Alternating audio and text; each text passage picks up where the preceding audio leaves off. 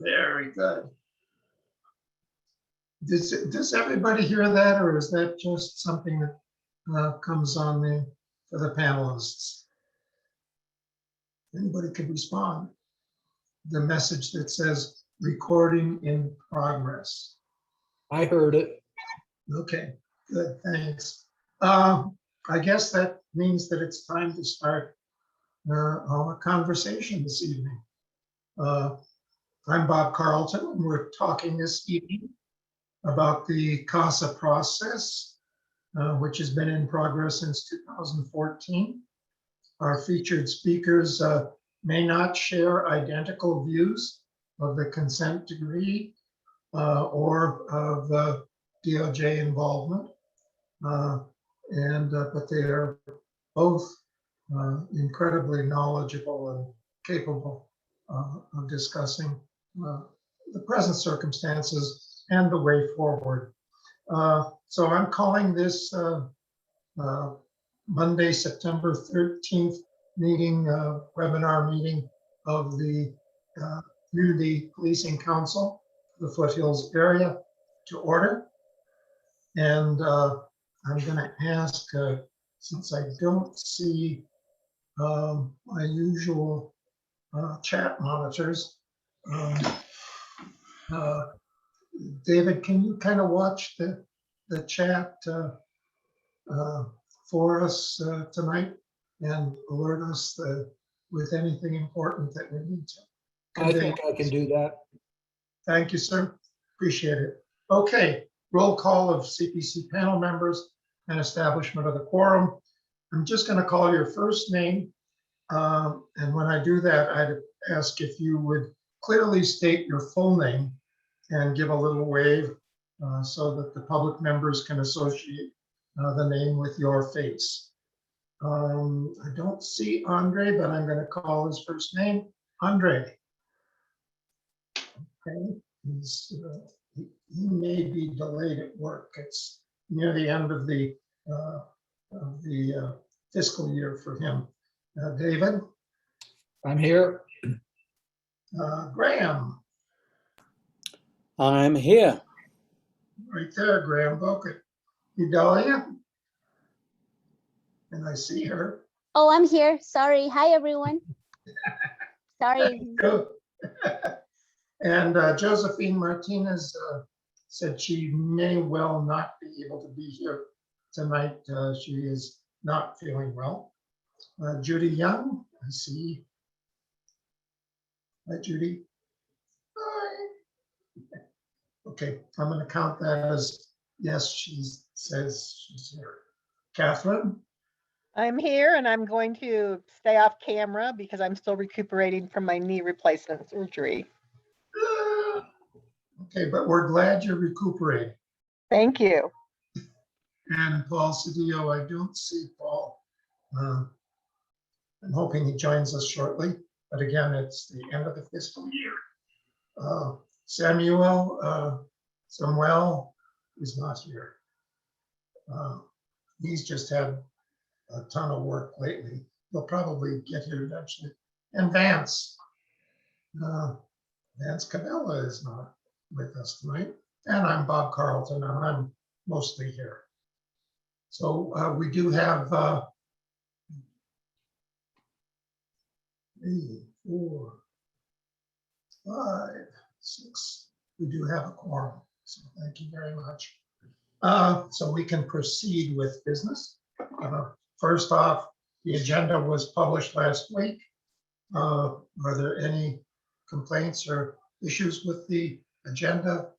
Hearing none, I will declare that we have approved it unanimously. And the same thing for the minutes of the August Foothills CPC Quorum. Objections, complaints, and hearing none, I will declare that we have unanimously approved that. Samuel joined us. I'm sorry? Samuel just joined us. Oh, good. Samuel, very good. Glad to see you. Glad to see your name up here, even though you didn't get your picture up yet. Very good. Glad to have you here. APD update. Is Commander Collins, are you here? I'm here, sir. Okay, would you like to provide an update on activities here in the foothills? Sure. Good evening, everybody. Here we are in the month of September already. It's definitely flying by. Let's see, I'll go over a couple of the things. I'll go over some of our CADs that we had from the month of August. So we were at 10 commercial robberies, 2 residential robberies.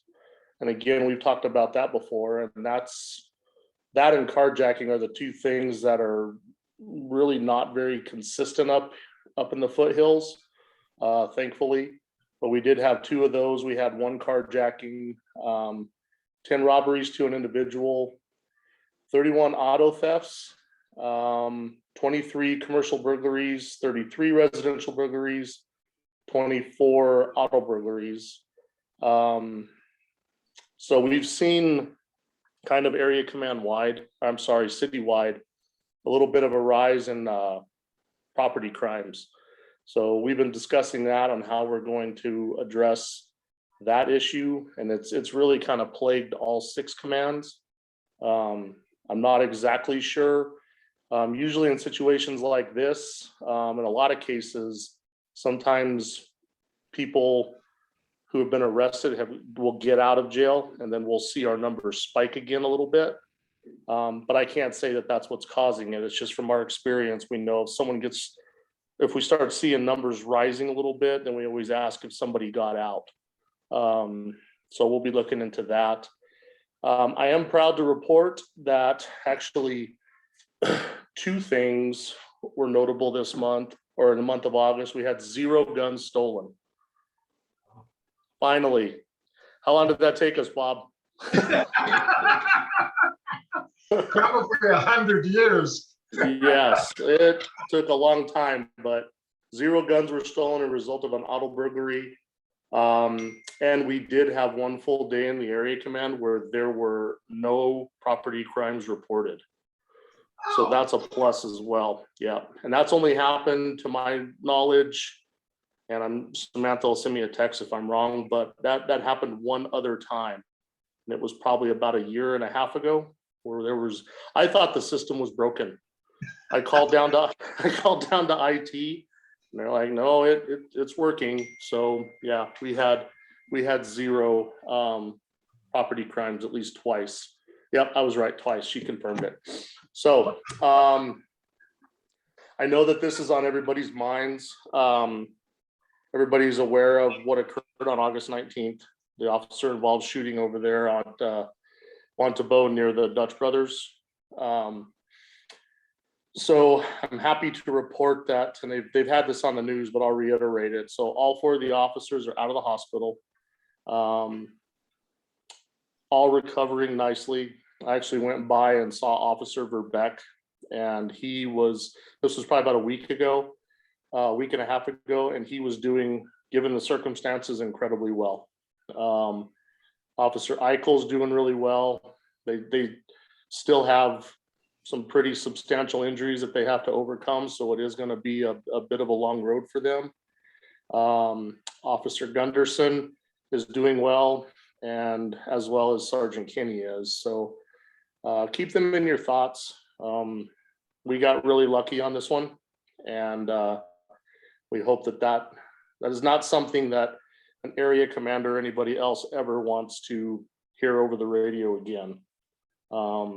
It's incredibly disconcerting to hear that. So, but we're lucky they're doing well, and they appreciate all the support that they've received from the community. It has been incredibly overwhelming. I think Sergeant Kinney told me that he was up to about 50 text messages at one time, and he was working to respond to all those. And that's from officers and citizens and all sorts of folks. So we appreciate that. The other thing, moving on to the next thing, the new bid has been in effect since August 28th, which I told you all last time was gonna have kind of a mixture of 5/8 and 4/10s. So we're still kind of getting used to that. The lieutenant schedule is different. Not all lieutenants work Monday through Friday or Monday through Thursday or Thursday through Friday. We have lieutenants on weekend shifts now. So it's a little difficult for me to get used to that because I'm used to having my lieutenants with me at all times. So that's kind of more of a hardship for me, I guess. But with that, we're starting up the neighborhood block watch and officer matchups. So each officer will have a couple of neighborhood watch captains that they'll reach out to, either through it could be email, it could be phone. It's a little more difficult for the graveyard officers because I'm pretty sure if we show up at your house at 2 o'clock in the morning to have a conversation, unless you were expecting it, you're probably not going to be happy to see us, which I understand. But that's getting finalized right now. And so that way the neighborhood captains can have kind of a direct line to an officer, but it's not designed to be a 911. It's not designed to be a 2 for 2 cops. This is designed to kind of have an ongoing conversation as to some of the challenges or the positives that are going on in those neighborhoods and how we can help to either overcome the challenges or maybe steal the positives and put them somewhere else. It sounds pretty good. So just the officers are getting settled in. We did have a lot of returning officers to the Foothills, but we do have some new ones that have not worked in the Foothills before, and they're learning the area, so they're getting settled in. So let's see. Oh, use of force stuff. I know y'all like to hear the numbers on that. So the Foothills, we were at 1.4 uses of force per 1,000 calls. So that breaks down to a total of 8 for the month of August. So we had 1 level 1, 6 level 2s, and 1 level 3 for a total of 8. And that puts us for the month of August, second place, I guess you could say, behind the Northeast. And we were literally 0.2 of a point above the Valley Area Command. And actually this month, let's see, where's it at? So usually over the last few months, it has always been the family dispute was the highest category for uses of force. This month, that's actually dropped down to 3rd place. So the number 1 call type associated with force is on-site or suspicious person, followed by a disturbance call, then followed by the family dispute. And and Samantha wanted me to let you know that on the officer and block captain matchup, whichever has an officer who stayed in the area command from last bid to this bid will have the same ones. So let's see. I think that's probably about it from the update. Anybody have anything? Well, I'm just still gobsmacked over the 0 weapons stolen, or at least 0 weapons reported stolen. I do have one question. Was there any sort of commonality that you noticed between the 2 residential robberies and the carjacking? You know what? If I read the reports earlier, but I can't remember the specifics. So while we're going through presentations tonight, I could actually touch on that because I could pull the reports up online from my dashboard. And I can actually answer that kind of towards the end. So if you want to table that question, I can probably give you some info on that. Okay, that might be helpful, or at least would satisfy some curiosity. Other questions? Yes. I have a question, and that is, how have the injuries and, these officers being taken off the force right now, how is that affecting scheduling and, the entire overview. So are you scheduling as far as like the manning levels or the number of officers on shift? Right, because you know we're at such a skeleton crew already. Mhm. So is that really a hardship for the police force? Yes, because in situations like this, they typically don't have the officers come back to shift right away. Because, I mean, let's be honest, an officer involved shooting is incredibly stressful for the officers. And and some do better than others with it. Some struggle with it. Some really struggle for long periods of time having been involved in that situation. So typically for APD, we tend to ensure that they have plenty of time that they need to cope with this, that they have the ability to talk with someone should they need it. And then for me, like my Adam squad, so that's my Saturday, Sunday off squad, they're actually down to 2 officers right now. So they're kind of working with the other squad, that the other 2 squads that end up on the same work days they are. So it does become a challenge for manning levels when things like this happen, because these officers can be off for quite some time. Officer Verbeck, I mean, he's got a long road ahead of him. There's going to be a lot of rehabilitation, as with Officer Eichel. So we just don't know what their status is going to be. Officer Gunderson, he bid to another area command, so I'm not entirely sure. I don't believe he's back to work yet, but it is very challenging for us when we lose officers like this.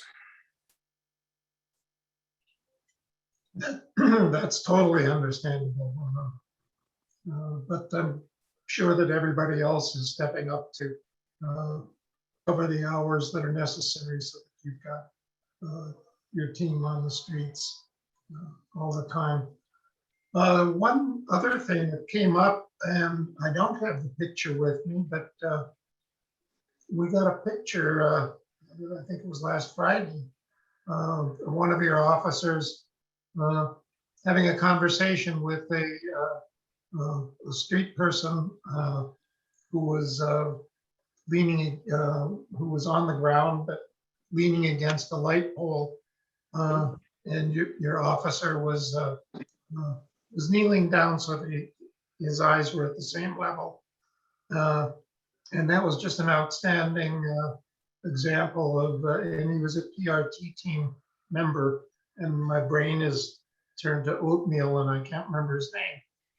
But it was Ezra Escabel. Okay, and Officer Esquivel, his picture got circulated to the Department of Justice and the court monitors and just about everybody else in the universe.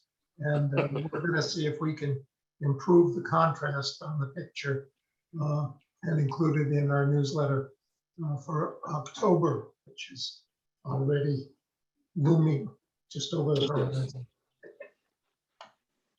We have So, a couple of questions Go ahead, sir.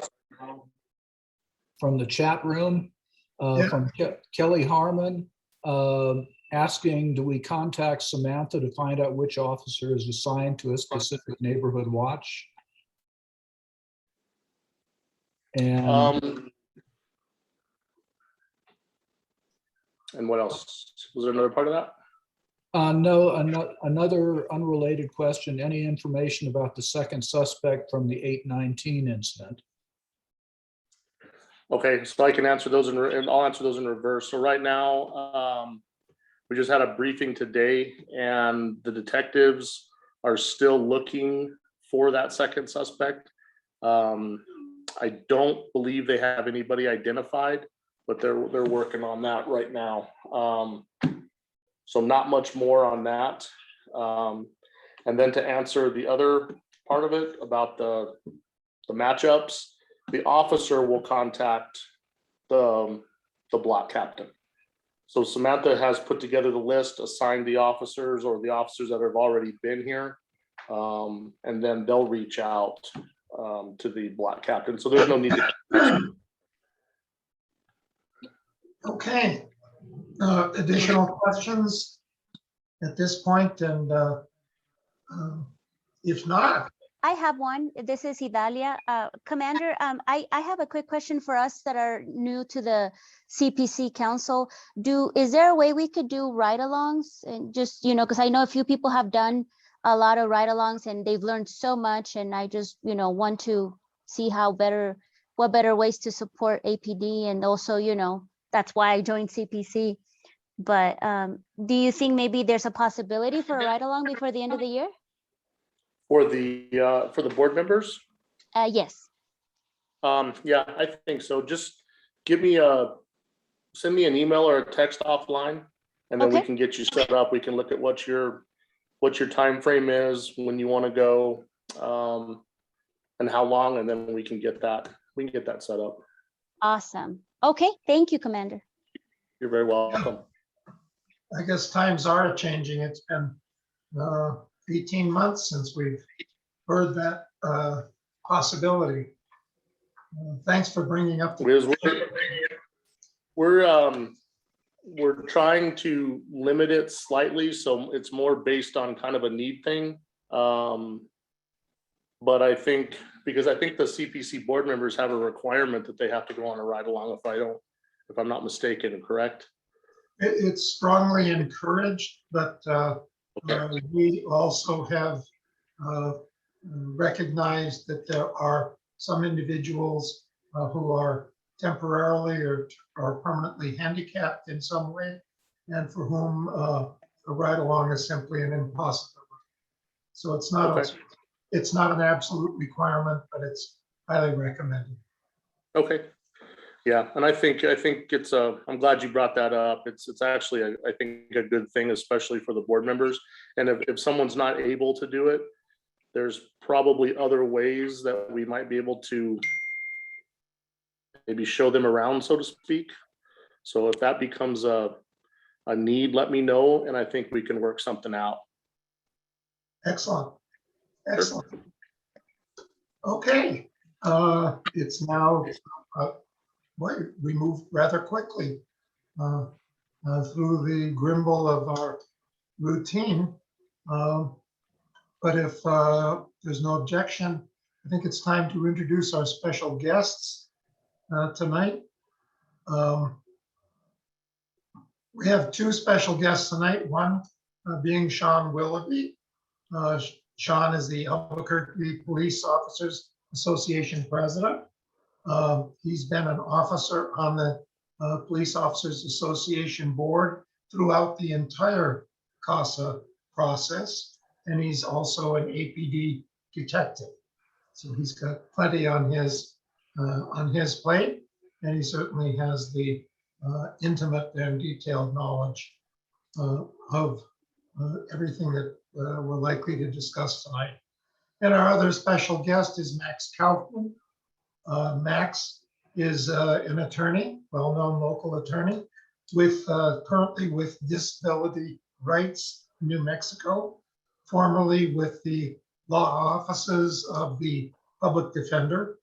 Max now works directly with handicapped individuals, and he's been associated since the beginning with the Reimagine Albuquerque Safety initiative, and he's very active with the Criminal Justice Coordinating Council. So Shawn and Max, we did not have preliminary discussions to decide how to proceed, and I don't have a coin in my pocket to flip. How would you two gentlemen like to proceed? I think I'll defer to Max. He can definitely go first. His time's more valuable than mine, so I'll wait for his presentation. I've talked to Max before, so I'm sure he has a good presentation for you guys. Well, I mean, I was hoping I saw you on the agenda first, so I was like, okay, let me think what was Mr. Willoughby gonna say. So I got all my points lined up. But we're gonna do it. That's okay. I don't mind speaking first. I don't have much to say, but actually there's a couple of points that I think are worth bringing up, given the current state of affairs and the discussions that we're having around the community. So first and foremost, should I start? I don't know if like a time's clicking or. Well, if you run more than an hour, we'll probably, put a hook out and Okay. drag you off the stage. Yeah, there's no way I'm gonna take up an hour, but I'll try. But let me just start by saying, I'm gonna say some of my personal views and drawn from my experience.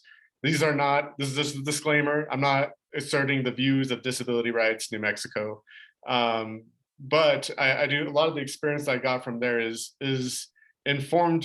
changed my opinion, I would say, since I was a mental health attorney with the Public Defender's Office. And what I was doing there for about 3 years, I was a mental health attorney. And 1 year before that, I was a trial attorney. So I got to see what was going on in the misdemeanor division. And sometimes I would do felony cases. So I'd see what was going on the court side. And then I started working exclusively, people with mental illness, with mental disability, and trying to help them navigate the system and get connected to resources. And I actually found that once I switched to that position, I found myself collaborating with officers more than I ever thought I would. I gained partnerships, and together we kind of strategized how to help individuals reduce incarceration, get people hooked up to services, and it was just a win-win all around. And it was, I think, a unique time for a public defender to be teaming up with law enforcement to help the community. It was a very valuable experience, and it tells me that there's a way, to partner with two diametrically opposed sides to come together to find that common ground and work together moving forward. And I actually will tip my hat to Mr. Willoughby, because that's exactly been my experience with him.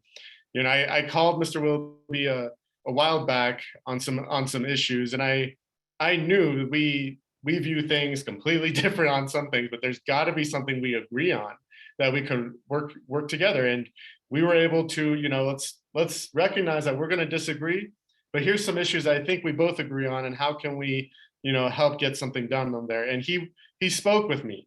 He tolerated my nonsense and actually entertained some helpful ideas, and it was a good experience. That was also something I wasn't expecting. So I have a lot of respect for Mr. Willoughby for doing that and speaking with me. Some people, they hear you're a public defender or the groups you're associated with, they don't want to talk to you. So that's very commendable, and I find that to be the case with a lot of officers at APD, that they're willing to engage in the issues, even if they don't agree with you. So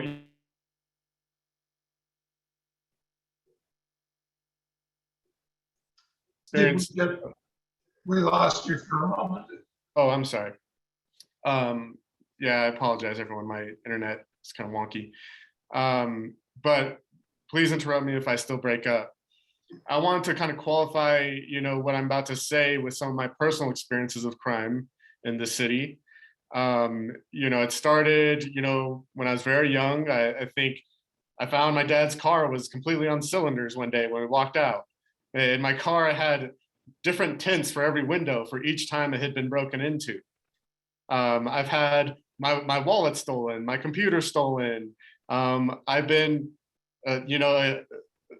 one experience I will share is I was driving home from studying while I was an undergrad. I happened to drive by a scene of a burglary, didn't know what was going on at the time.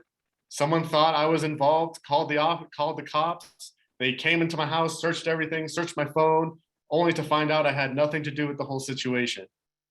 And it's these kind of experiences, I laugh, and it's because at some point it is funny, but it's also kind of sad that this is like a common experience.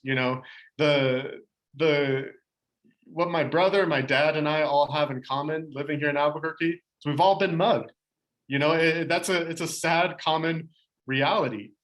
And you know, I've always been glad that sometimes, you know, things can work out, and you know, we call the officers, they come in, they resolve it. Sometimes I've had experiences where they don't follow up for a year later. You know, so I've had my own disappointments and you know, with APD, but also a lot of gratitude for the work that they do and appreciation for when they are able to help out in these kind of situations. So, you know, I had a different experience when I started as a public defender. I started running into officers who would misstate things on reports, lie in court. I review lapels and see some clients of mine get abused, and it would bother me. It disturbed me a lot, even during the pendency of this settlement agreement. At the same time, I saw a lot of officers do the right thing. I saw a lot of officers, you know, work with me and try to figure out solutions, be creative. What I want to say here is that I feel like I have a balanced perspective. You know, I think I can be critical of APD, but also appreciate all the good things that they do in this community, because there certainly are those officers out there that are exemplary. And we're very lucky to have them in our community. You know, so let me clear the air now. You know, I am not a proponent of defund the police. I support mental health services for officers. I support peer-based services for officers. I believe if an officer is supported and feels grounded mentally, they're apt to respond appropriately in all kinds of situations. And so I think that is a good point to make here, is that I think we can all agree that we want officers to be taken care of, to have mental health services, and to feel that they're supported. I can't find a single person who would disagree with that. You know, I also think officers should be paid very well, but at the same time, I think it should be such a highly competitive job. You know, in a perfect world, it would be astronaut level, you know, criteria to become an officer. But I know that can't be, and I'm not at the same time asking for RoboCops. But what I am asking for is highly skilled, highly compassionate officers who will not violate the Constitution and who will be ready in an instant to intervene if another officer does. That's something I want. And I believe there are those officers in APD's ranks right now. But I do have concerns that the dialogue that we're having is going in a bad direction. You know, I've heard Mr. Willoughby and, you know, say it many times that, you know, police aren't afraid of accountability. You know, I've heard that many times in different situations. I've heard other jurisdictions say that. And I have to tell you, you know, to be honest, what I'm hearing now in the news and in the media, it doesn't always seem that way. You know, we hear that cops are leaving APD because of the DOJ settlement. It sounds very much like, to me, a fear of accountability. I mean, in fact, we have Chief Medina in a Albuquerque Journal article the other day quoted describing officers leaving, saying they're very fearful of the DOJ and the discipline that has come down through the DOJ process. You know, I think this suggests that some officers believe that they can't be good cops without breaking the rules, and so they leave the department. And actually, I think some officers would agree that, you know, some people who are violating the law, they generally don't want to be held accountable. You know, so I think that's a natural, you know, inclination to say, if we're afraid of accountability, let's get out of here. And I think in that same article, Chief Medina recognized that maybe it'd be a good thing to get through the settlement that some officers leave. Now, you know, I want to focus there, because that, to me, is the attitude that is the problem. The attitude of, we don't want, this is just too much accountability, that I don't want to do it. Okay, there are more officers there that I think are pulling their weight and making it happen, are exemplary officers that I have the utmost respect for. I want a whole force of them. Those are the officers that I wish I could just duplicate, and we would have all of those officers.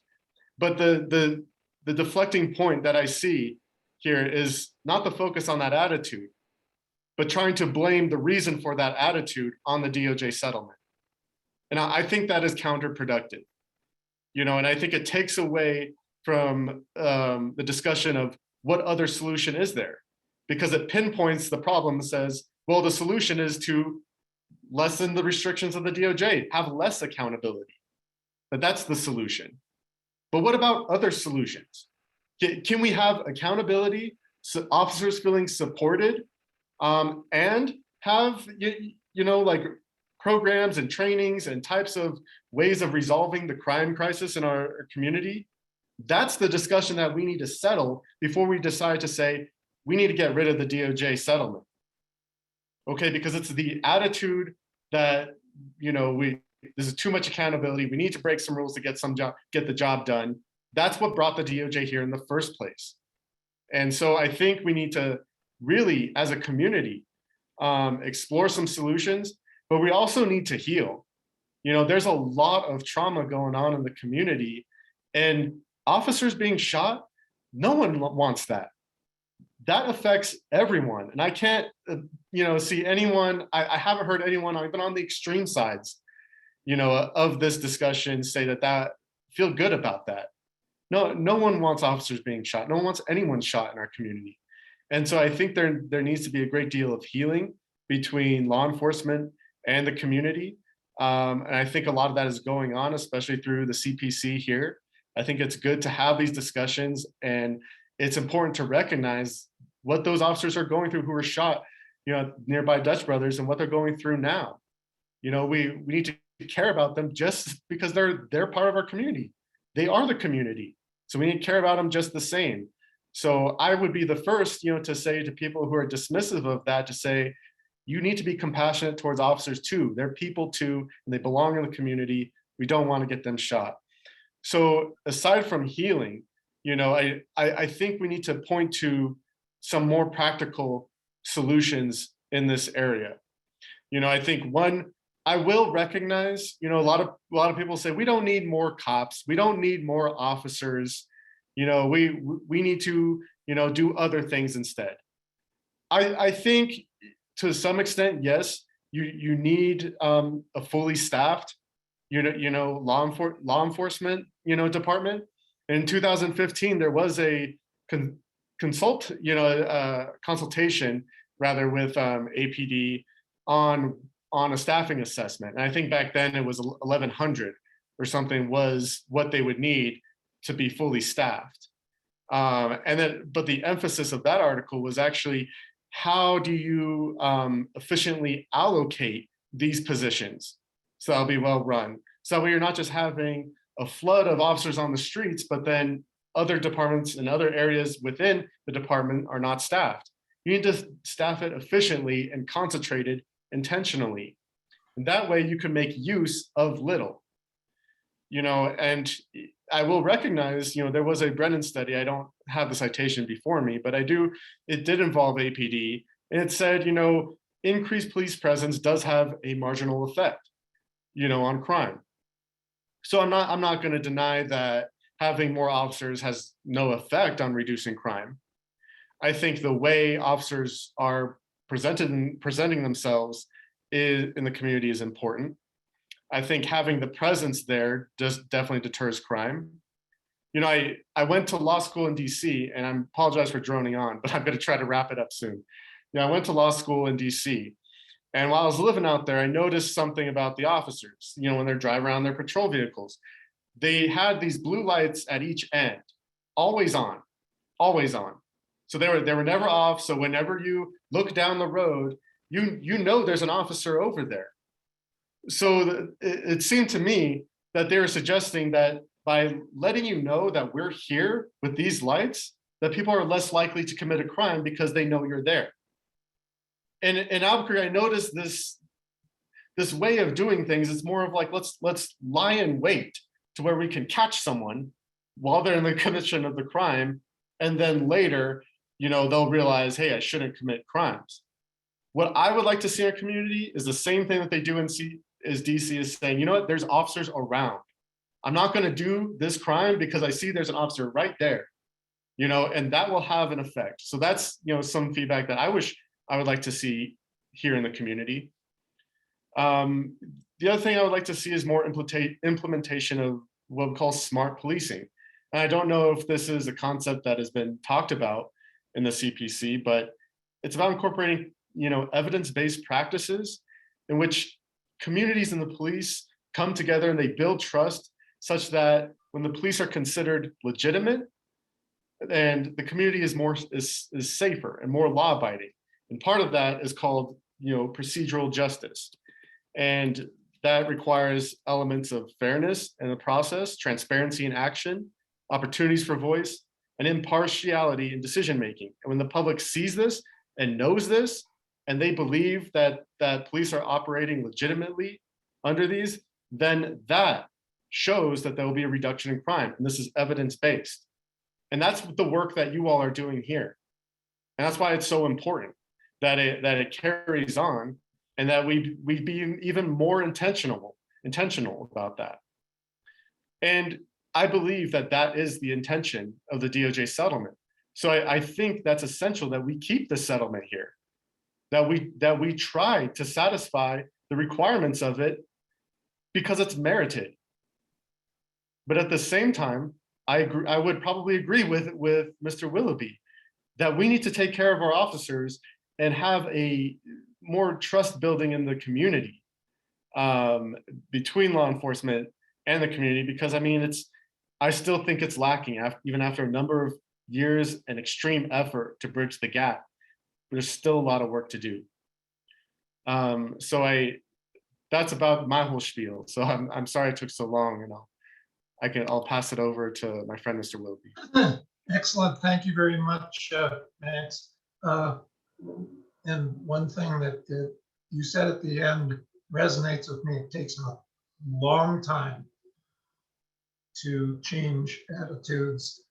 And in my own work experience, way back in the last century, I found that public perception often continues to go down even after the quality of services and the quality of performance and outcomes has begun to rise. And it takes a while before that curve starts to improve. So, we can't wave a magic wand. That I'll ask Shawn if he's got a magic wand that he can wave. I doubt that he has one. Shawn, it's your turn, sir. If I had a magic wand, I wouldn't be a police officer, sir. I'd be magic wanding some independent wealth for my family, and I'd be a world traveler. So I'm going to try to unpack a lot of what Max said. And again, he's 100% correct. We've had conversations in the past, and we may disagree on every counterpoint, but he's always willing to talk to me and to police officers, and he's always treated us with dignity and respect. And at the end of the day, that's how change happens. That's how meaningful change happens, is when two opposing sides come together with mutual respect, hear each other out, and work on an actual problem. So I think it's important I'll give you a little bit of understanding of what the APOA does. The APOA is, I'm in an elected position. The rank and file of this police department elect me to represent their views and their interests in both disciplinary proceedings and in contract negotiations, and to primarily be the voice of the Albuquerque police officers, rank and file, lieutenant through patrolmen, that they're not allowed to engage in. You're going to have police officers that don't engage in Facebook communication. Their opinion can't really be formulated and exposed to the public without causing a disciplinary infraction or bringing the department in disrepute. You're going to see that a lot of your department personnel, they're going to be very guarded and mission tasked. They work for the police department. They have an obligation to defend the CASA and the consent decree. And I'm going to be probably less politically correct, and I'm going to give you the perspective that I get from Albuquerque police officers to try to effectively be the voice of Albuquerque police officers in situations like that. And I'm going to be truthful and honest with you about our opinions and our feelings. And a lot of what I'm about to talk about may sound a little bit like inside baseball. And if it is, let me know to come down a little bit if you're not able to follow. So we initiated a campaign called Crime Matters More campaign. I'm sure you guys know about it. We did billboards. We've done, we spent money. The board wanted to initiate this campaign. And the whole reason behind that campaign was to really spark a conversation, with folks in federal court, to spark a conversation with city leaders and city administration about some frustrations that we have involving this process. And I think it's really important to understand that we are not stupid. We do not think that the consent decree is going to go away. We know that we have to reform and perform and to get through this consent decree. We don't think nobody's going to wave a magic wand. Donald Trump is not going to ride in on a Pegasus and get rid of them. We are not. It is not part of our mission to destroy or counter the DOJ consent decree. Our beef primarily rests with the city, to be quite honest with you, and the bureaucracy that we're faced with on a regular basis. It's important for you to know that around the times of IMR 8, 9, and 10, the APOA was actually a proponent for some of the policies and procedures that we're undergoing right now. We were having a very, very hard time establishing consistency in our work product as it related to use of force. It's hard to get 54 sergeants, 18 lieutenants, and 400 police officers in different areas with different experience, different crime trends, different personalities, to really hone in on a consistent work product as it relates to something like accountability and training and what that means in investigations. We had a very hard time in field services performing to the level that was expected by DOJ, which is required to be a rigorous investigation simply because of understaffing and lack of time. So the APOA was a strong proponent of the IAFD, the Internal Affairs Force Division. We felt like Seattle had a pretty good program where they had level 1, 2, and 3 force. They had a singleized unit that was specialized in these cases that conducted the majority of the investigations. And we thought that that would bring a level of consistency that would get us into compliance in a sooner time frame than if we were just to maintain what we were doing in field services. Now, that being said, I was a little frustrated about, the idea, because the APOA, it's important for you to understand. We're not allowed, we don't write policy. We don't allocate resources. I mean, contrary to popular belief, we don't have the authority to manage the police department. The police department has the authority to manage their resources, dictate their policy, day-to-day operations. We enforce our contract. On behalf of Albuquerque police officers, if there's a contract violation, we represent officers in disciplinary proceedings to ensure that due process is adhered to and that there is a process. We don't dictate discipline. We don't decide whether or not somebody takes a 16-hour suspension or a termination. We provide the legal counsel for Albuquerque police officers that are going through these proceedings. So it's really important to understand that, contrary to popular belief, I don't have the kind of authority that some people say I do on blogs. It blows my mind. But our problem with this current process is pretty broad, right? I've done an exponential amount of research on these processes throughout the entire country. And the intent of these processes is to do exactly what Max said, to build trust and to heal wounds between the community and your police department. And after 8 years in Seattle, that looks like burning down the police station in the autonomous zone. I mean, it took 15 years for Los Angeles. Chicago's not doing too well with it. Pittsburgh might do it again because they don't know how to stop the uprising. Cincinnati, Ohio, Florida, there has been a lot of hardship with these processes on the basic principle of that they may not work. Most of the processes that are in MOUs, memorandums of understandings with DOJ personally, and are specifically working with the Civil Rights Division, like Las Vegas, and in some places in Miami-Dade, Florida, worked on the MOU. They have a higher success rate of moving the reform effort down the road than when you add, this, what we call this, this other bureaucracy called the monitoring team, that in our opinion, we just aren't very impressed with at all. So it's not DOJ and it's not the consent decree that's the problem. In our opinion, we feel like the city of Albuquerque is forced into a position because of the bureaucracy of constant capitulation. And when we have a policy that is not necessarily working for a plethora of reasons, nobody in the police department wants to be called counter casa in order to stand up for the officers to perform to the level of the policy that's not working and go in there and do the dirty work and change it. Right now, we have an extensive staffing problem, and Max was honing in on a staffing study, and the staffing study that was required by CASA was performed by the Weiss Institute. RJ Berry put that staffing study together. I think it cost the city about $50,000, and it was inaccurate, inept, and it was perfunctory, to coin phrase my favorite word of Dr. Ginger. It doesn't work. What they did is a basic math equation.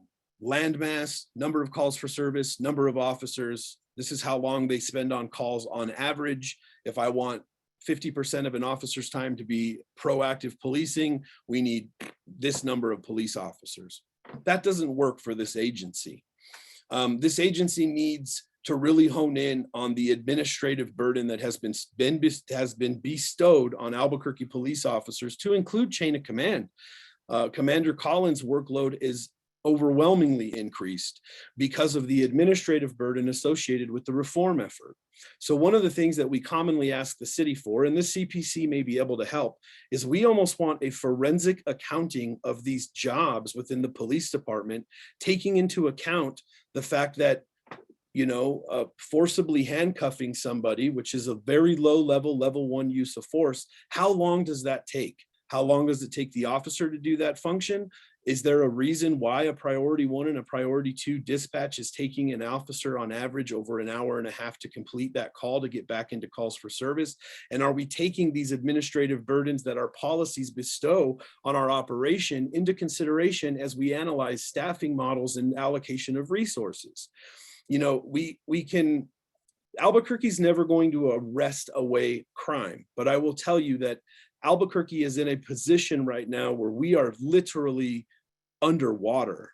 We bid 364, which is probably, after everybody retired, closer to 345. Now that we have actual boots on the grounds, working 5/8 every single day, which was a morale kill because the officers hate 5/8. They prefer the 12s over, the 10s, but if not the 10s, then the 12s, and the 8s are their last choice because of they never get to go home on time. They're constantly held over for calls for service to help out the next shift because there's not a sufficient overlap. That's just in field services. But, when we see the chief on TV saying, well, we've found out that a lot of these shootings have a nexus to narcotics. And we're like, no way, really? That's crazy. That's not, everybody knows that. That's common knowledge. But would it be shocking to you to know that there's only 4 narcotics detectives? When I was hired on this department, there was 24. There were 4 teams in every single area command working on street level narcotics to try to make a difference. Felony crimes in area commands, all that list, the residential burglaries, the auto burglaries, the commercial burglaries, the domestic violence at a felony level, the embezzlement over $1,500, all of those cases get investigated by an impact detective. When I came on the department, there was 8 impact detectives in every single area command. Now there's 16 citywide. They're 50% understaffed, and they carry a caseload of 50 to 75 per detective. So, if you really want to hone in on the crime problems in Albuquerque, we can go down the rabbit hole. We have not enough people in homicide. Your gang team and in special investigations, and doing, like Vice, which is prostitution and narcotics and gangs. We have always had a gang problem in this community. There are literally 4 detectives in that unit, 3 of which are going to be retired by January. The sergeant just retired yesterday. That team is going down to 1, and there's nobody to fill that team, because Albuquerque, in my opinion, needs to really focus on what it is and what it isn't and what the priorities are. My beef with the consent decree is not really with the consent decree, it's with the policies that Albuquerque designs to perform to the level that is required by the consent decree.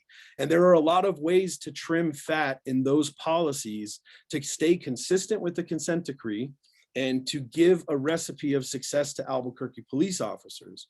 We have a natural attrition rate in this department, including terminations and retirements for the last 20 years, that hovers around 60.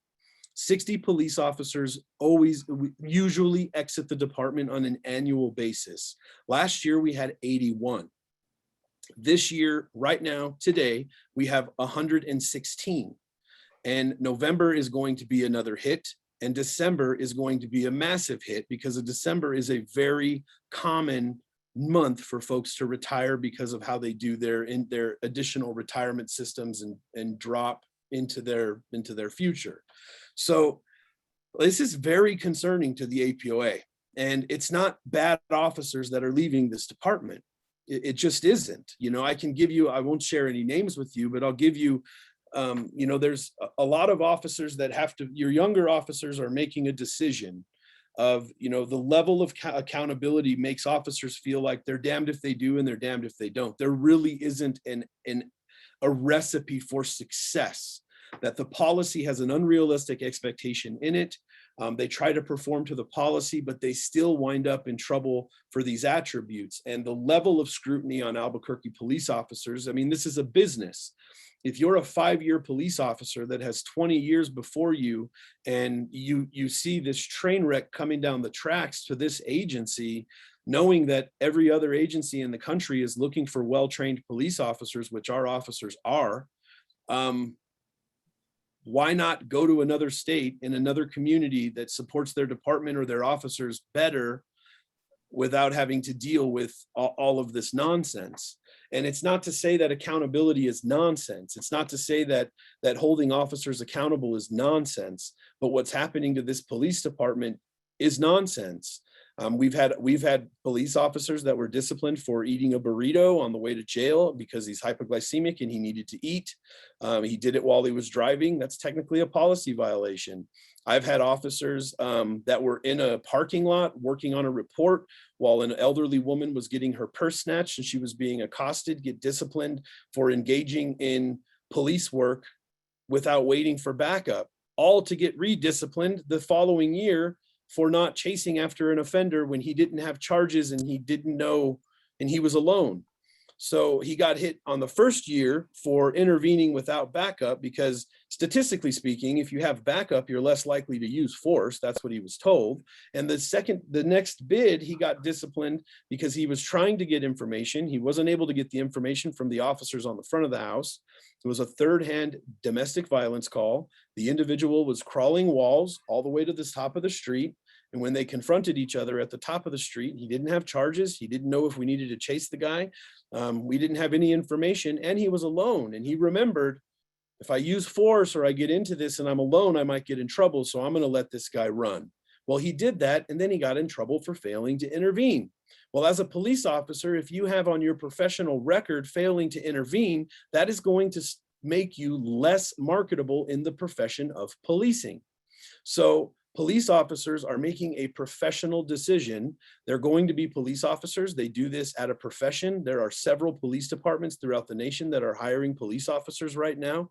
This agency is struggling, and they're making the decision to leave. I've had officers leave the department or leave policing altogether, which has never happened in my career.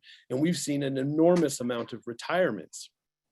Police officers in this agency don't feel that they are awarded a policy that they can realistically adhere to without getting in constant trouble. And this constant trouble maximizes on itself. So if you had in the old policy, which was just changed less than a month ago, if you had an OBRD violation, that would be one hit on your record. If you had a missed court notice, that would progress the previous violation within a 12-month period of time. And before you know it, you might have 3 violations on one case that gets you into, go ahead. I ask you to go back about 2 sentences. Yeah. And fill in some words for the jargon. For AP, the kinds of violation. Yeah, so basically the level of scrutiny that are on APD officers is that every single moment of every single video of every single encounter, if investigated or relies on the use of force, gets you looked at. So I've had officers that simply put their gloves on their hands before they put their hands in park that have been disciplined for driver inattention. I have, and I mean, at the end of the day, the fault belongs in the actual policy. I believe that the policy was pressured on our department. I remember being at the meeting when it happened. We had created a use of force policy that everybody pretty much agreed with to include the monitor. And the DOJ slapped Baltimore's use of force policy on the table and said, I want it to look a little bit more like that. Well, the use of force policy we use right now it's very complicated. Read it, like it's 252 to 257. Read the policy and see if you guys can understand it and imagine the overwhelming burden it is for Miss Commander Lowe or Deputy Chief Lowe in IAFD.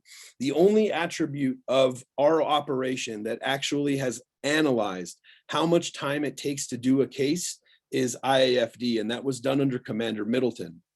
IAFD has been so severely understaffed from its conception. And then you throw some things in there like COVID and the fact that we had to work from home and over 200 of our employees were sick at home with COVID and dealing with a pandemic. It's going to have an operational problem within this agency. But we don't get any credit for anything that we've done. And all the progress that we've made, and Albuquerque police officers are frustrated. So our beef in this process lies less with DOJ, probably more with the city of Albuquerque and trying to get them motivated to change their policies to something that actually works for Albuquerque police officers to perform their job and be successful. And then with the monitor, who uses provocative language in every single monitor's report that ignites flames and doesn't pay any attention to the progress that we've made. And I'll give you an example. There are 14 to 16 paragraphs of the consent decree that we were operationally compliant with for more than 2 years. Well, the consent decree says that if you're operationally compliant within 2-year period of time, then those paragraphs transfer off of the consent decree and go into a self-monitoring process, which is good for 2 reasons. Number one, we get to prove to the community that we can self-monitor ourselves with these new standards. And 2, we are afforded the opportunity to focus more on the issues that are at hand, except for these other issues that we've been operationally compliant. Well, everybody was in agreement. We had the DOJ in agreement. The city wanted them off. The monitoring team said it was, it's in the CASA. We don't have any argument here. And that just went away. Now, the rumors I heard was that politically somebody got to the mayor and they removed us being able to accomplish this goal. But I don't think you understand, or anybody understands, how big of a measurement that is for Albuquerque police officers who are really busting their rear ends to try to make this happen. They're trying to do every single day everything they can to perform to the level that is expected. That being said, it's overwhelming the amount of change. It's overwhelming the amount of accountability and discipline and infractions, and your officers don't feel supported. They don't feel supported by the chief's office. They don't feel supported by this mayor administration. They know this community supports them. We've polled the community. We know the community supports them. But when push comes to shove, if they can do the same job with a lot less scrutiny, making more money in a surrounding state, well, then what professional that sits on this panel wouldn't do that? So those are some of the problems that we're having. And then staffing is a major problem. I mean, your number one recruiter is walking out the door, and the city of Albuquerque is more focused on bringing people in the front door than they are on keeping the trained officers that we currently have, which is evident in the budget cycle through city council. We don't have a 3% problem. They need to be doing whatever they can to incentivize current Albuquerque police officers to stay even one more year. We are in a position, I mean, it's going to take us half of a decade to replenish the skills and resources that are going to walk out of the department this year. And that is a very real problem, because if we even stick to our natural attrition rate next year, we're going to be at 60.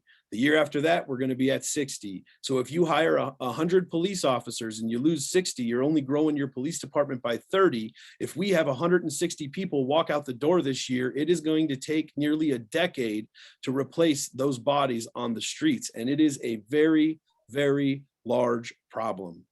The other large problem we have is, getting back to the staffing study, is that our administrators, with the exception, I think, of Deputy Chief Lowe, because she works in IAFD extensively, a lot of our folks don't really know the impact of this increased administrative burden on these different specialized units. So if you don't understand how much actual physical time it takes to do an auto theft case by average, how do you know how much staff you need in that crime category to make an impact for Albuquerque being number 1 or number 6 in auto theft? We really put the cart before the horse with our staffing study.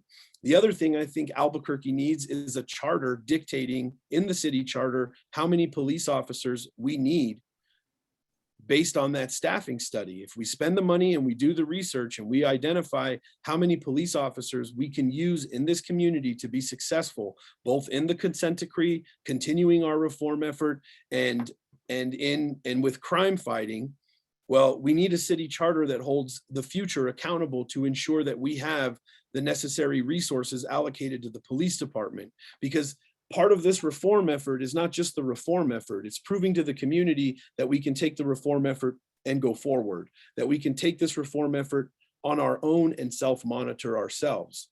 Now, to say that I'm a big believer in the reform effort, I would be lying to you. I haven't seen anybody in the country that has made it a success. There's no blueprint for success. I think that the entire consent decree process needs to be analyzed and looked at, because I think that there's a better way.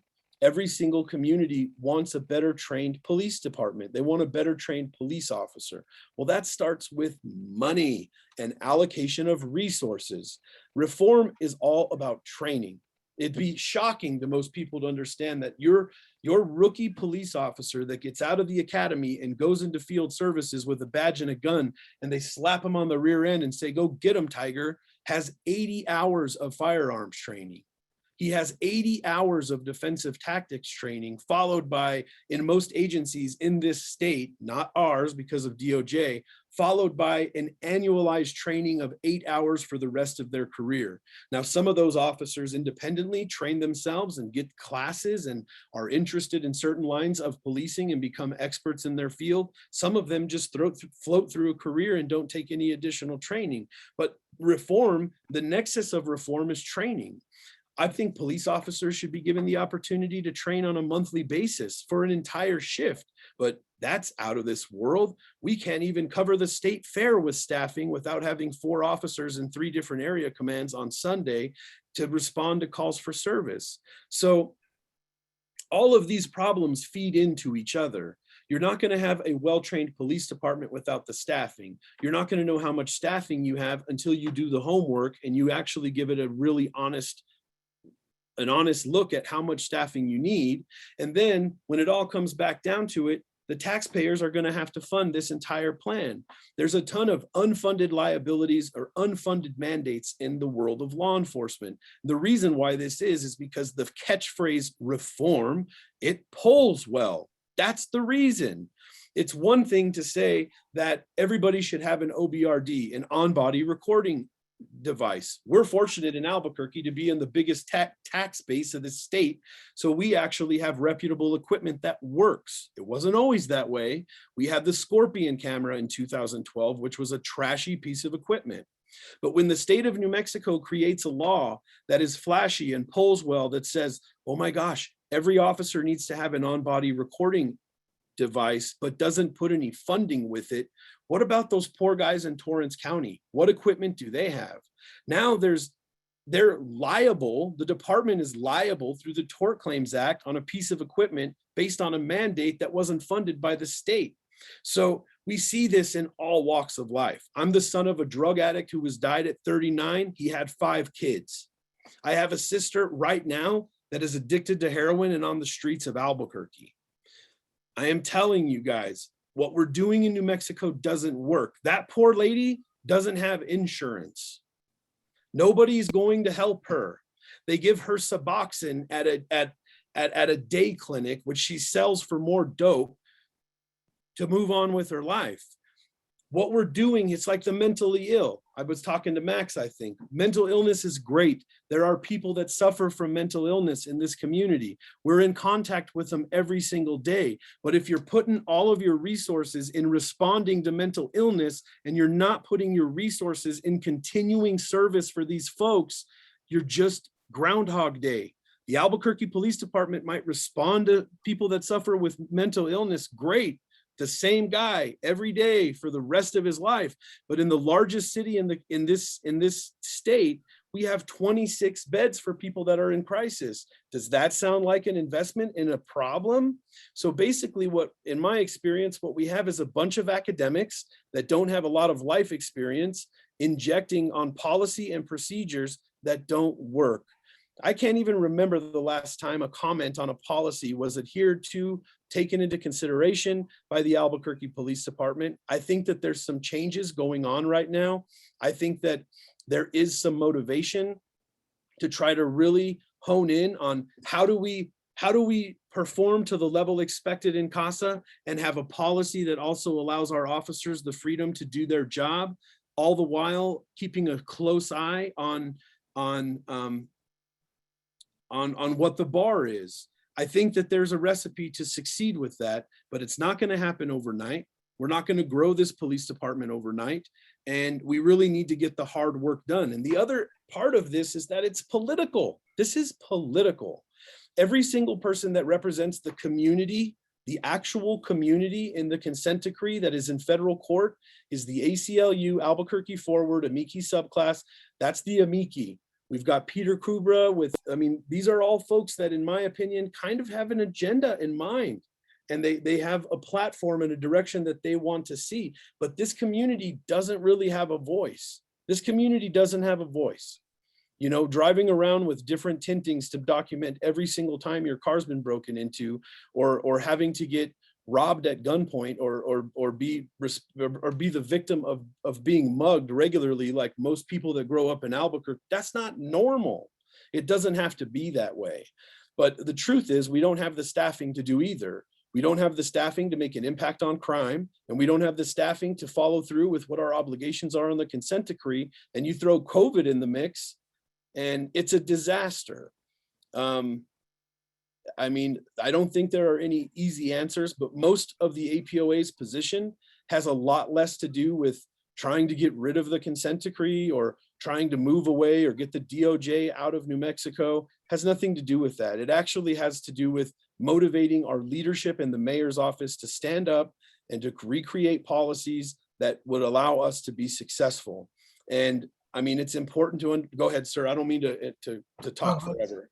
I was going to ask, I was going to interject something based on a comment you made about repeatedly confronting or dealing with the same individuals. Mm-hmm.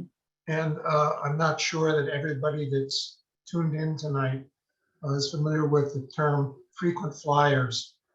Yeah. That are people who have need of the criminal justice system, the police, the hospitals, the courts, the jail, many times a year. And in Albuquerque, there are many of these people, a number of these people, let's say, who use the system 100 to 200 times a year. And that's a very sad commentary. And Shawn was just commenting on the costs of of preventing that sort of a problem and addressing it. But the cost of sending the same person to the hospital or to jail 150 or 200 times in a year are also incredibly high, and they drain public resources and drain money from our taxes that should be put into other purposes. Yeah. And you know, I think it's important that it's important to understand that in my opinion and in officers' opinion, this whole experience with DOJ, it hasn't all been negative. I've had pretty negative encounters with our monitoring team. I think that it's ridiculous that we have to hire a monitor for millions of dollars a year. And now we have another monitor. So we have a monitor that's monitoring the new monitor for $3 million a year, who are monitoring internal monitors. Like, the bureaucracy is absolutely egregious. I have much more dialogue and conversations, and I feel like we had more success dealing with DOJ, which is consistent with my counterparts all over the country. I just think that it's very important to realize that your officers commonly get held, we're the ones holding this bag, right? For a lot of societal woes, right? Just in mental illness, we're not focusing on aftercare. And the reality is that these are all American citizens, and they can't be forced into the hospital to get the proper narcotics and help that somebody's opinion thinks that they need. Same thing with our drug epidemic.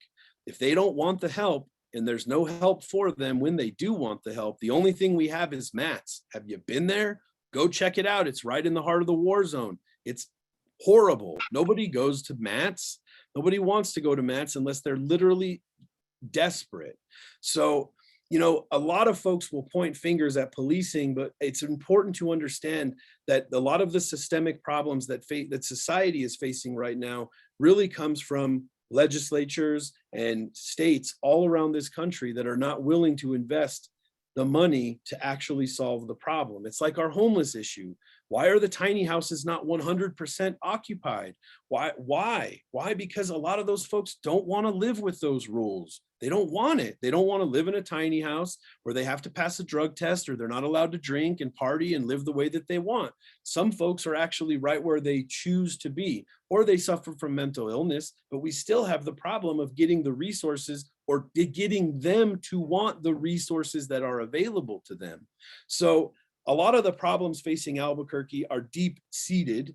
And I'm telling you right now, cops are always going to use force. There's always going to be some group that doesn't like the police. And when you talk about community policing, our first and foremost responsibility is policing for this community. And we're not even doing that very effectively right now. We're just not. Crime is out of control. I talk to people that live in this community all the time. They don't even report crimes anymore. They don't even report it because they don't want to wait for 4 hours because somebody burglarized their vehicle. I don't even call the cops anymore.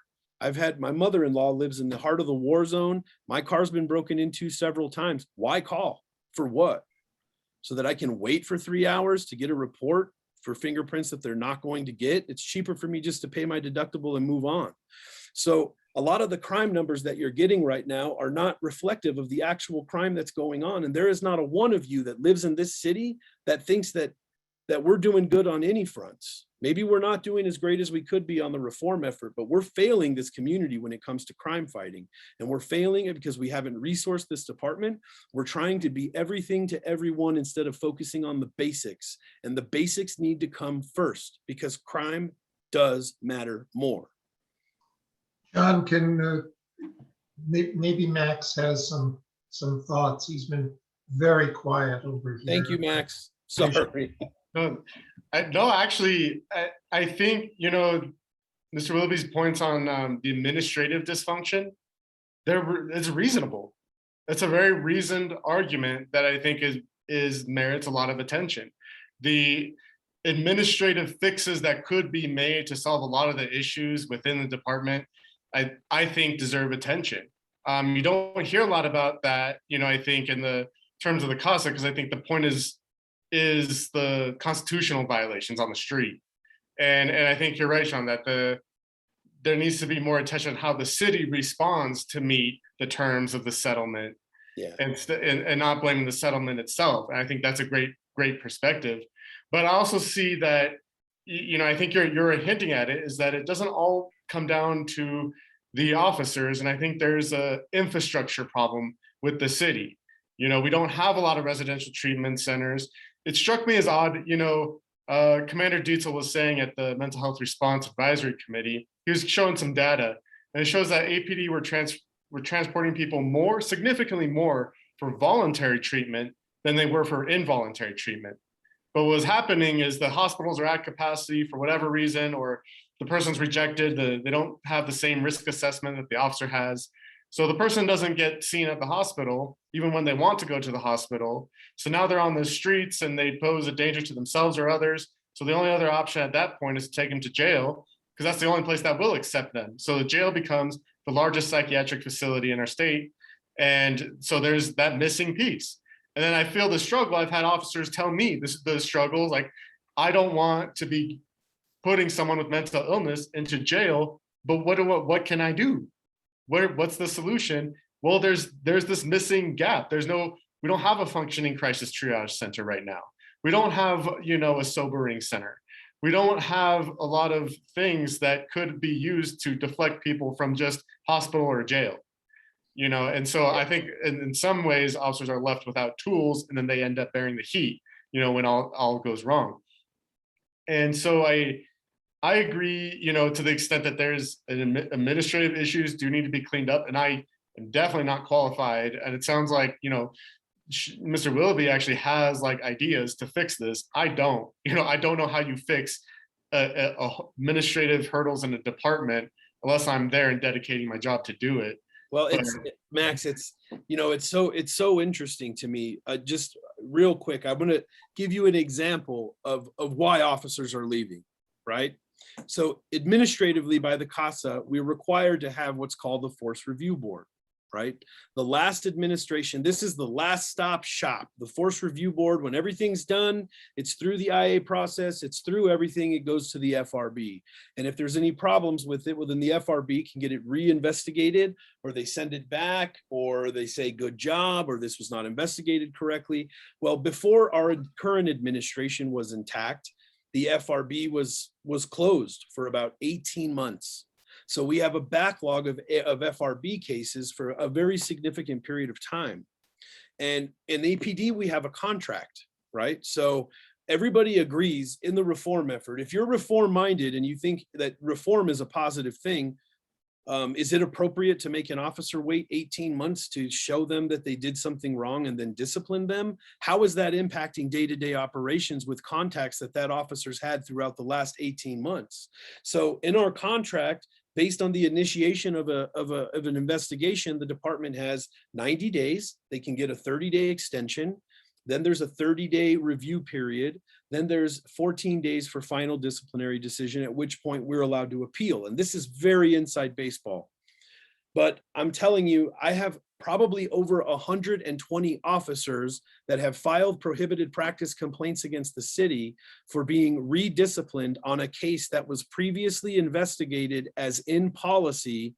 A year and a half later, it's out of policy. I've had officers that are removed from their positions. They've taken lengthy suspensions. I've had to sue it within the labor board. We just now won the labor board ruling about 3 weeks ago, and none of my administrators in APD even have a copy of that, because instead of supporting the officers, knowing there's not a single administrator that doesn't know that what we've been doing in some of these cases is a violation of the contract, they're not allowed to honor the contract. I think now the city's going to appeal that to district court, which I don't think they're going to be successful.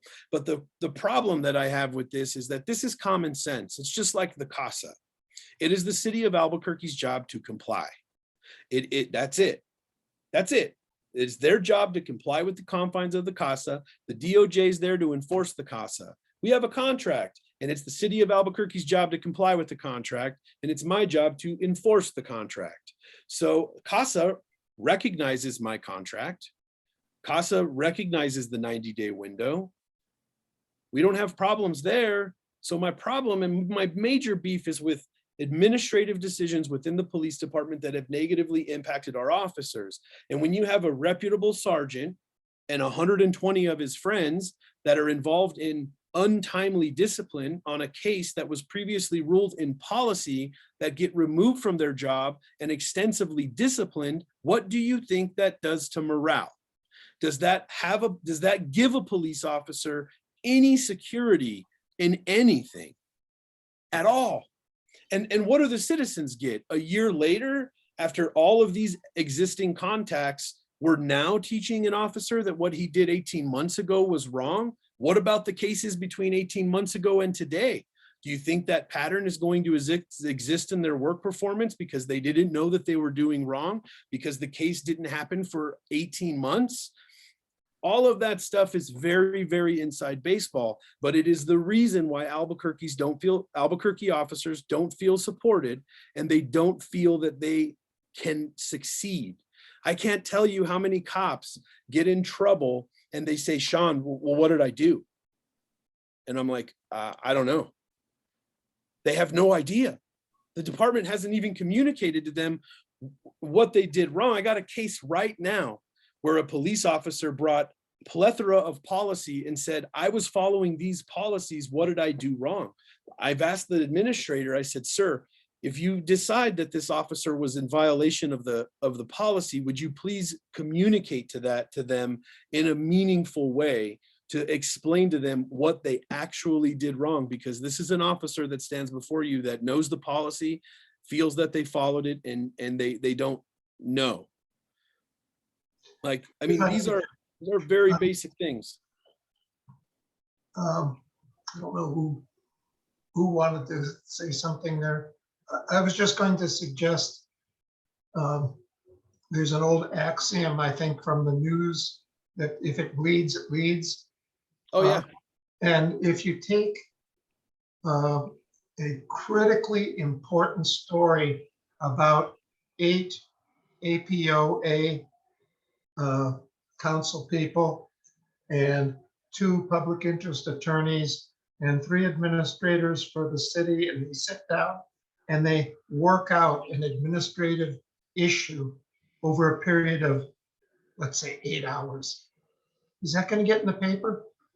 Is that going to engage anybody? No, it happens all the time, Bob. We're talking to these folks, they ad nauseum. Deputy Chief Lowe, she knows, she's heard all these things before.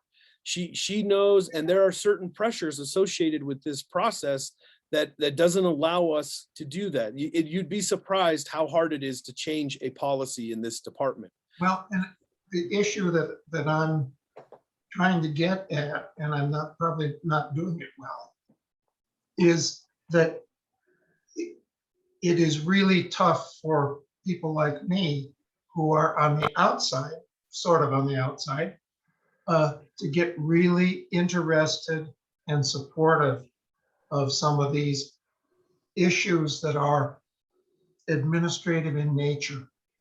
Eating a burrito on the way to jail would never come up on my radar as being something that needs to be addressed. And the resolution of it, however it's resolved, would never be something that I'd want to read in the paper. So most of the stuff that you are talking about and that Max talk about are things that it's tough to get people like me to pay attention to. Mm-hmm.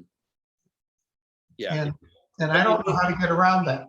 You know what? I will be honest with you. The Crime Matters More campaign, it hit a lot of different people in a lot of different ways. And I have been fortunate enough to be able to come before CPC councils all over the city just to have this conversation. And that was the reason for the campaign, is to bring awareness to this conversation that there are significant problems. And it's not your officers, it's not IAFD, it's not detectives. Sometimes the holy grail of Dr. Ginger's reporting is false, but nobody in the city of Albuquerque has the guts to stand up and call him out. I've seen clerical errors on his 220 report saying that we had far more uses of force than we ever did. Does anybody know why we have an increase of use of forces? Do you guys know what a use of force is? You know, if I have handcuffs on you and you say, ow, I have to start a very long drawn out investigation because it's an allegation or potential allegation of force. A level 1 use of force is me having to overcome any physical resistance whatsoever to get you into handcuffs. That's documented as a use of force. That comes with an administrative burden, and it happens all the time. If I'm going to a hot call and I point a firearm, that gets investigated as a show of force, which is the same process as a use of force, which is not mandated by CASA, but it's an administrative burden. So my belief is that there is, I mean, you're right. I mean, this is not sexy. It'll never make the news, right? Like this is all inside baseball stuff. But like, if you really want a snapshot into why Albuquerque police officers are miserable and why they hate their job, it's because of this stuff. It really is. And, you know, Commander Collins is the one that had the burrito case on his desk. That officer was recommended for 16-hour suspension. 16-hour suspension for a burrito. It was not, he did not have to serve a 16-hour suspension. I think he got a letter of reprimand at the end of it. But that whole case put a bad taste in that officer's mouth. And how many officers do you think he told in the department about that case? And how does that one case impact morale? Max, any thoughts? Well, I would say, just as I've seen as a public defender, there's some really silly charges and accusations out there. But at the same time, there's some very serious violations. There's some very serious uses of force. Yeah. Well, I'm sure that that's true. And I will Officer, do you say think? one thing that we on our Community Policing Council have emphasized with Commander Collins and Lieutenant Garrett and others is that we never are called upon as a result of police misconduct. And if we were, we would have to refer to it to the Civilian Police Oversight Agency. But we are never, those are issues that nobody complains to us about field services. What we get complaints about are situations and conditions and processes that involve life safety and quality of life and crime, outright crime issues. So that's where we are at. We don't have a beef with our uniformed officers. And when I say that, I mean to say our uniformed officers, not the uniformed officers. They're not some invading force or some external force that's been inflicted on us. It's our police department. Bob, Good. Bob, can I just say that Max was talking and his feed just went solid.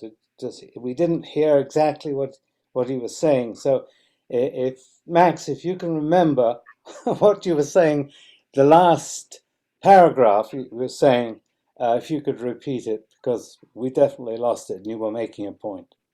And I apologize again. What I was just trying to say is, I would agree there's probably some really silly cases of discipline out there, but there are also some very serious cases of discipline out there that I think you can't discount those, because I've seen them, and I've seen officers not be held accountable even after an IA investigation. When I've seen something that was egregious to me and nothing can come of it.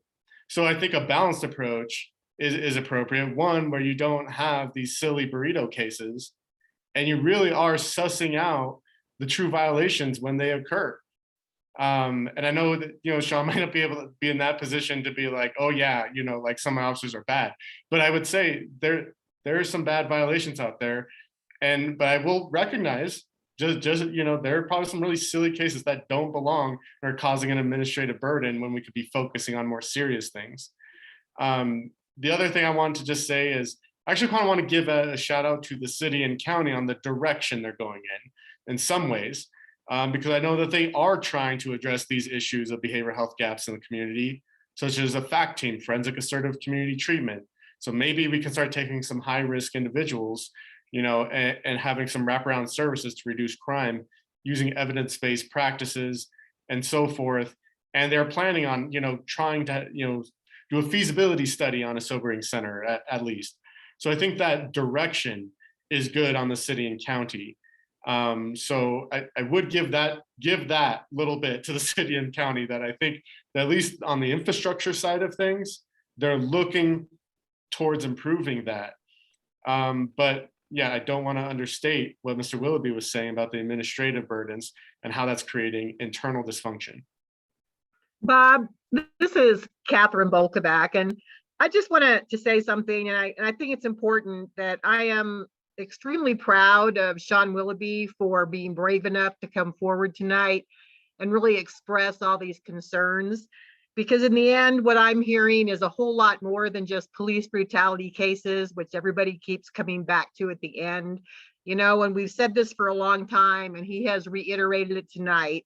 It's about, accountability, not of our police officers, but of our city councilmen, of our administrators. It's about training issues. It's about funding issues. It's about manpower and recruitment. And as long as we are not supporting all of that to the fullest, you cannot ever expect to have police brutality or use of force or any of these, excuse my French, BS complaints that are going to get better. So, I mean, the bottom line is, even though we may not be the council that needs to be looking at these types of things, I think it's really important that we continue to hear from our police officers and our union representatives of our police officers, because this is so important for the community to understand. And the accountability doesn't start with our police officers. It doesn't start anywhere but with us as citizens. And I just really want to thank Shawn. And I thank you, Max, also for coming on and bringing a different perspective. But to be quite honest, I'd really like to see every attorney, before they're ever an attorney, become a police officer for a couple of years. And I think that too would give you all a different perspective. That's all I really have to say. Thank you, Catherine. That's I That's will, great. if I could, I just want to end on one note, is that this is a dirty business and things don't look good on video. And it's a very violent town. It always has been. Police use of force is not something that anybody likes to be involved in, especially in Albuquerque. But there are bad apples and there are bad situations that happen. And we do need to hold those officers accountable. Officers are not afraid of that. Officers are not afraid of holding bad apples accountable. It's the generalities that are impacting everybody globally that is the problem. And, I'll tell you this, one of the things that I think every Albuquerque police officer learned from this social experiment called DOJ consent decrees is that use of force is a lot more serious than I think that we understood when I was a rookie cop. It's a very serious infraction. Police officers carry a wide amount of authority and they need to respect that authority. And we analyze use of force at a level that is unimaginable to most people that don't understand policing. It is unimaginable the scrutiny that these officers are held to in every single encounter involving a use of force. And I believe that every single Albuquerque police officer is working every day tirelessly to try to perform to the level that is expected of them. Do we get into bad situations? We're human beings, guys. I have 5 kids and a wife that's probably pissed that I'm not home for dinner right now, right? We deal with the same stuff that everybody else deals with, and we're dealing with human beings that got about 80 hours of defensive tactics training and 80 hours of firearms training. Like, if you really want to make an impact in policing in this nation, in this community, in this state, pressure the legislator to give up some of that money so that we can have the ability to do so, because your officers just want to serve you, and they're gonna fall back on their training when bullets start flying. So, I mean, it's always going to be bad. There's going to be bad apples. Bad things are going to happen. I'm sure we can get in depth in conversations about some of those cases. That's going to be today and tomorrow. The DOJ is not going to prevent officer-involved shootings. It's just not going to happen. So we're going to have to deal with those as a community and realize that your police department is not fungible. It is not something that can go away and keep you safe. The reason why we can all freely sit on this Zoom right now in America and have differences of opinions in a respectful manner is because there are men and women out there right now keeping chaos at bay. And when they're gone, it'll be gone for good, and it's going to be a whole different world we live in. Thank you so much for the opportunity. Shawn, maybe they aren't so little, but perhaps they are. One, when we talk about police problems and issues of that nature, I always say, shame on us, not shame on the cops, not shame on the police, because we elect the people that make the decisions. We decide our tax levels. We unfortunately, in my opinion, elect too many of the judges. And so when we have big problems, it's shame on us. Question I would ask is, do we have enough of a career ladder within the APD to keep an upwardly mobile, aggressive, professionally aggressive individual engaged for 25 years? That is a wonderful question. And to answer your question for the first time in a long time, absolutely not. It does not, the upward mobility for the Albuquerque Police Department has been tarnished with a position called deputy commander. So we have deputy commanders everywhere. They basically do the same job as a lieutenant. They have the same job description as a lieutenant. They're just no longer in the bargaining unit. They get a little bump in pay. And most of the deputy commanders that we do have don't even come from this agency. We have a deputy commander in the homicide section that was a police officer, deputy first class from the sheriff's department. That caused major ripples throughout our department. We've got deputy commanders, and all these people are good people, right? I mean, these people I'm talking about they're not bad eggs, but there needs to be a succession plan within the police department. And when your lieutenants are constantly getting stepped over by people who are less qualified because of political innuendos, it crushes your upward mobility in the police department. And any lieutenant that would be honest with you and had the freedom to tell you would tell you so. It is completely disheartening what's going on with the succession planning in the Albuquerque Police Department. And everybody knows it, and there's nothing anybody can do about it. One of the most respected commanders on the department got disciplined, time off, and I'm not going to talk about the case. He got time off for simply having an opinion in a meeting where he was supposed to have an opinion. That is egregious. It is egregious to step on that institutional experience and that knowledge and use your disciplinary tool as your form of training.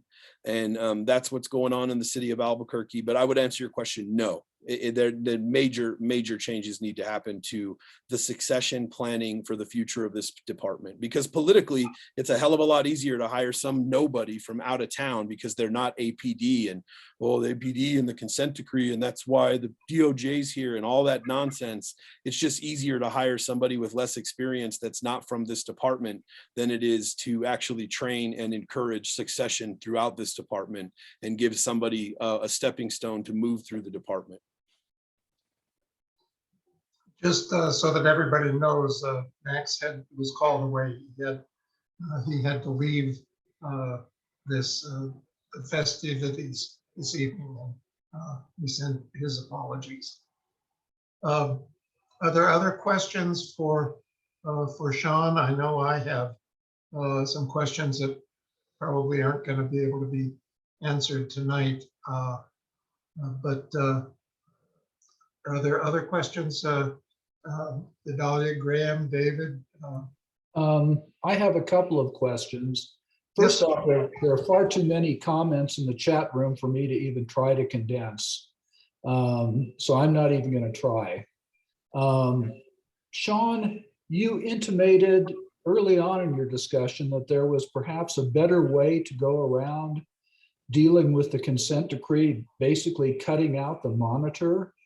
You talked about cities negotiating directly with the DOJ and memoranda of understanding. Yeah. would that be a better, more efficient way to? To be honest with you, I think that ship has sailed. So the Miami-Dade Police Department and Las Vegas Police Department have experienced a wide amount of success in actually a memorandum of understanding and dealing primarily with DOJ, but that usually happens in the beginning of something like this. I don't believe that getting rid of the monitor or moving past the monitoring. Now, there was the story that I just did from the Civil Rights Division, the head of DOJ, that are putting some criteria on monitoring teams, because I think that everybody knows the truth, that it is a cottage industry.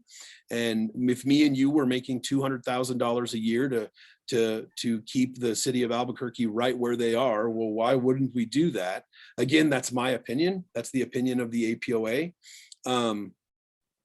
So I think we're way past that, but I do believe that we can take a very critical look as to what the CASA, the consent decree, requires, and what our policy is dictated. I think if we look in the four corners of the CASA as it relates to use of force, or anything for that matter, and we cut out all of the extra and really focus on the CASA for compliance and get everybody's educated opinion out the window and really focus on compliance with the CASA, we're going to make it better for the Albuquerque Police Department, our officers that work here, and we're also going to be able to establish a legal argument one day down the road to say we're in compliance and we can prove it, and it's time to give us our police department back. And I think that in most cases, that's what happens. Police departments don't just magically get into compliance and there's like a barbecue. Most police departments have to prove that they are in compliance, and it's a fight at the very end of the day. So I think that there's wiggle room in our agency to cut out the fat, not merely meaning the monitor, but the fat that we've invoked on ourselves, and really take a new look at the CASA and only create policy that adheres to the CASA. Nothing extra, nothing flashy. We don't need to prove to anybody how reformed we are. Let's just do the basics. Let's get through this and let's move on. That's my opinion. Just so that everybody who doesn't get all the press releases from APD, and I got one from DOJ as well this afternoon, that Attorney General has decided, and my brain just turned to oatmeal again, so Garland, anyway, he has come to the conclusion or set out a policy that going forward, if there are CASA agreements, it's going to be handled quite differently than it has been in the past, and than it is being handled currently. And our city administration is looking at these changes very carefully, and will be bringing them up to Department of Justice to see whether there is some opportunity to modify or change the conditions of the agreement as it applies to Albuquerque. I don't know. There's they basically have 19 actions in a memo that are going to be taking place in the future. And I don't know, I don't have the answer as to how that impacts Albuquerque or if it will create a change. It's a positive move in the right direction, because there's a significant amount of data involving these processes. Anybody that's interested, even if you don't, even if you're on the other side of the argument, even if you feel that reform is the best thing and Albuquerque PD needs all the reform it can get, there's a book called The War on Cops. It's a very well-written book, and it takes a deep dive in looking at some of these processes and the blueprints behind them, the successes and the failures. And it's a very good read. I would recommend it to anybody. Was that by Heather McDonald? Yes, sir. Okay. Wow. So there's a lot yet to be revealed. And our conversations are going to be going forward. I know that our Foothills Community Policing Council does support Commander Collins and Lieutenant Garrett and their staff, even when we don't entirely agree on everything. But there are just so many issues in the community, and things just don't happen overnight. They can't be made to happen overnight. There's nothing, no way around that. So, any other questions for John Willoughby? Well, here are a couple of more straightforward questions at the bottom of the chat room. From Vicki Williams, what do patrol officers think of the CPCs?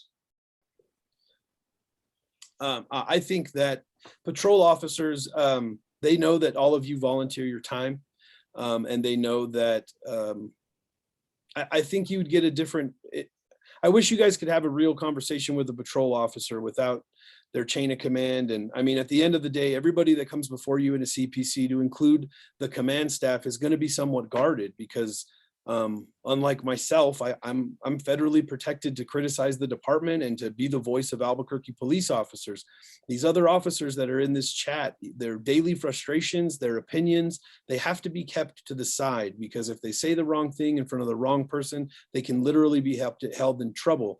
But there is no negative feeling from Albuquerque police officers that I have been aware of or heard in regards to CPCs.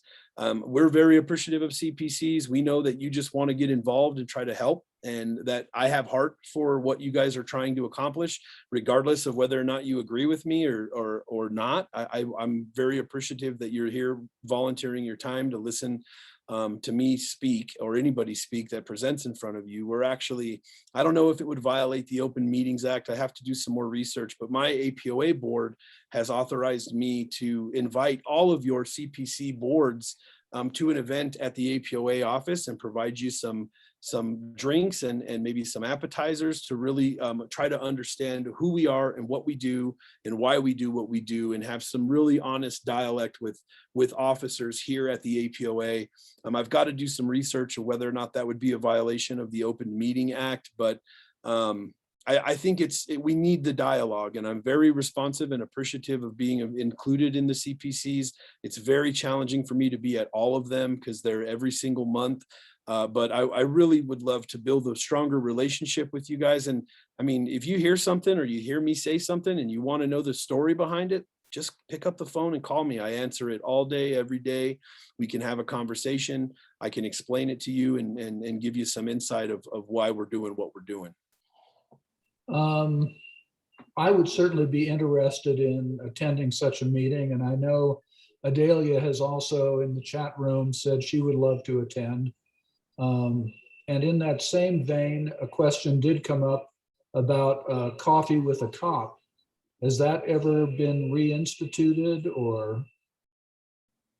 I think Coffee with a Cop was very successful. I don't know if certain staffing challenges has prevented it from being a more regular thing, because as you know, Albuquerque police officers are literally so understaffed. I got calls on Saturday from 4 different area commands that had 4 officers working for the entire area command, and everybody was really concerned about it. So I don't think there's anything negative about Coffee with a Cop. I just think that there are certain staffing challenges that are associated with that.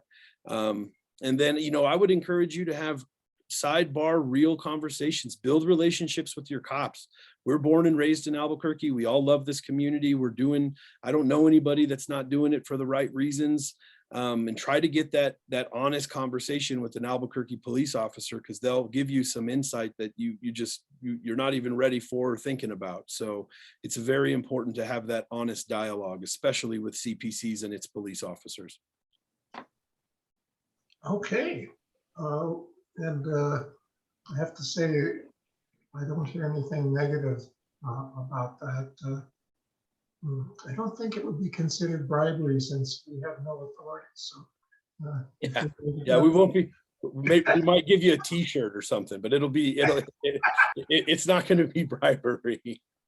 A cookie or a cookie and maybe some coffee and an opportunity to I think that the union gets painted with a pretty broad brush, because the attack on law enforcement is a broad attack. And I think that there's a common misconception of what we can do and what we can't do. Like, I don't have any authority to run the police department. I don't make decisions and discipline. I don't do any of that stuff. I don't write policy. None of that stuff is attributed to the APOA or the police union. So I think it's important to have an open dialogue of communication to understand who the APO is, what we represent, and who we represent. And I do it unapologetically. I will represent the rank and file and the good, hardworking men and women of this police department until that I retire, and I will do so unapologetically, regardless of other people's opinions. Excellent. Well, thank you very much, Shawn. And a matter that was deferred from much earlier, Commander Collins said he might be able to jump back in with an answer to a question.